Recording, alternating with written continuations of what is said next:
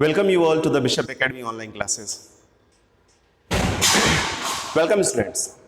Today we discuss about the session 2020 and 21 for class 11th in economics. In this, we first of all understand about the subject, their objectives.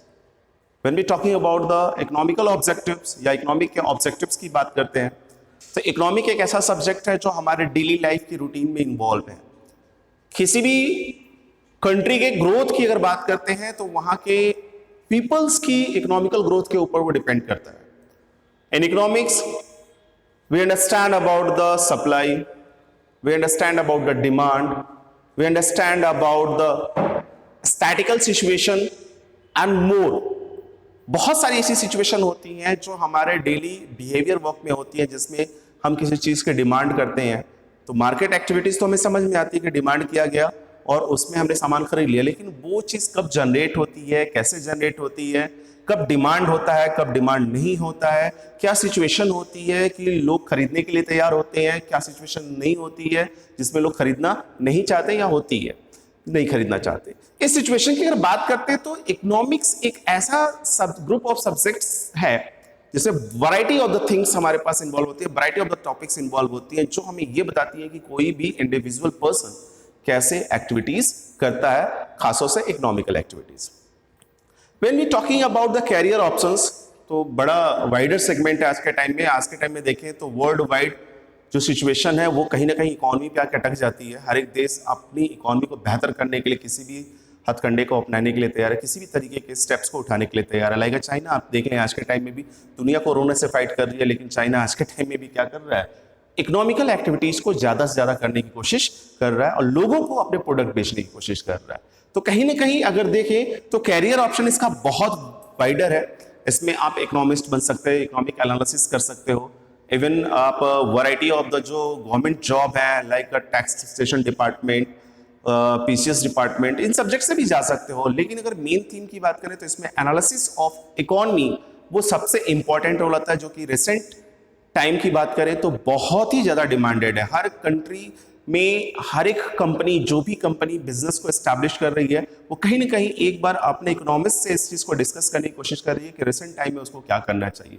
क्योंकि economics की अगर बात करते हैं तो वो environmental situation को बहुत अच्छे तरीके से समझता है और वो नए तरीके बताता है कि हाँ, हमारे पास रिसेंट टाइम में या फ्यूचर में क्या स्टेप्स लेना होगा कि हम अपने बिजनेस को बेहतर कर सकते हैं, या क्या स्टेप्स लें कि हम अपनी इकोनॉमिक सिचुएशन को बेहतर कर सकते हैं।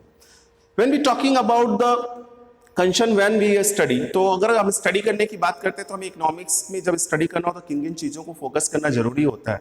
तो उसमें हमारे जो पैटर्न्स होते हैं, फर्स्ट ऑफ ऑल कैलकुलेशन जो होती है उनको, इवन जो थ्योरेटिकल डिटेल्स होते हैं उनकी मीनिंग्स होती है, इन सभी चीज़ों को फोकस करना होता है। स्पेशली जब क्लास में टीचर्स पढ़ाते हैं तो कई बार क्या होता है, बच्चे उन चीज़ों को उस तरीके से अडॉप्ट नहीं कर पाते। If you are not able to adopt at the same way, you should be consult with your teachers. Teachers के साथ कंसल्ट करना चाहिए। वे ऑफ मेथड की अगर बात करते हैं तो जब भी हम इकोनॉमिक्स को स्टडी करते हैं तो उसमें इसका अपना नोट्स जो सेगमेंट होता है, स्पेशली खासतौर से 11th क्लास के स्टूडेंट्स के लिए, क्योंकि ये सब्जेक्ट पूरी तरीके से नया नहीं होता लेकिन पूरी तरीके से पुराना भी नहीं होता है। क्योंकि रिसेंटली आपने इकोनॉमिक्स के कुछ सेगमेंट आपने 9th और 10th में जरूर पढ़े हैं, लेकिन जो अभी का सेगमेंट होता है 11th 12th का और आगे की क्लासेस का, वो थोड़ा वाइडर होता है compare to 9th and 10th। तो उसमें जो स्टेप्स हम उठाते हैं पर्पजली अगर देखा जाए तो उसका जो वे ऑफ मेथड होता है वो थोड़ा सा शॉर्ट होता है 9th और 10th का, बट वाइडर ही होता है हमारा 11th क्लास में। तो इसमें जो टीचर्स कंसल्ट करते हैं, जिस तरीके से आपको बताते हैं, जिन ऑब्जेक्टिव्स को फोकस करने की बात करते हैं, इन चीज़ों का ध्यान रख के हमको अपनी नोटिस को मेंटेन करना पड़ता है। यानी कि जो टीचर्स हमें क्या बता रहे हैं टॉपिक के बारे में, उसके बारे में हमें अपना नोट्स बनाते हुए उन चीज़ों के साथ फुल एंड केयर के साथ, आप कह सकते हैं फुल्ली केयर होके चीज़ों को अंडरस्टैंड करने की जरूरत पड़ती है। Now we should be understand about the first of all our school. हमारे स्कूल का नाम बिशप एकेडमी महाराजगंज है। Bishop Academy school senior secondary school है जो कि महाराजगंज में सिचुएटेड है, निचलौल रोड के पे। और ये सिंस 2003 से इस्टेब्लिश है और आज के टाइम में एक ब्रांड के रूप में पूरे महाराजगंज में है। और हर साल हमारी जो परफॉर्मेंस होती है वो टॉप 5 की बात कर लीजिए, 1 2 3 4 में हमेशा हमारे स्कूल से बच्चे होते हैं। एंड एटलीस्ट अगर इसके बात की बात करें तो हमारा जो एजुकेशन फैसिलिटीज़ है और फैकल्टीज़ है वो बहुत ही बेहतर है, इन्वायरमेंट बहुत बेहतर है। हम अपने स्कूल्स में उन सभी फैसिलिटीज़ को अवेलेबल कराते हैं जो एक स्टूडेंट्स के ग्रोथ के लिए इंपॉर्टेंट होता है।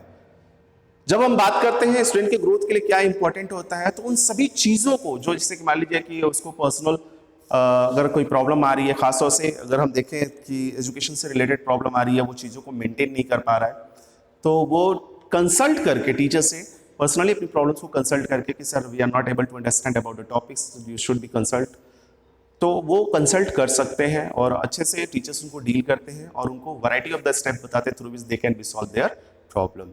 सो डियर स्टूडेंट्स, इस वीडियो के साथ ही हम अपने सब्जेक्ट में एंटर करेंगे और मैं आपको इकोनॉमिक्स और बिजनेस दोनों पढ़ाने का काम करूंगा आपके 11th की क्लास में। Thank you.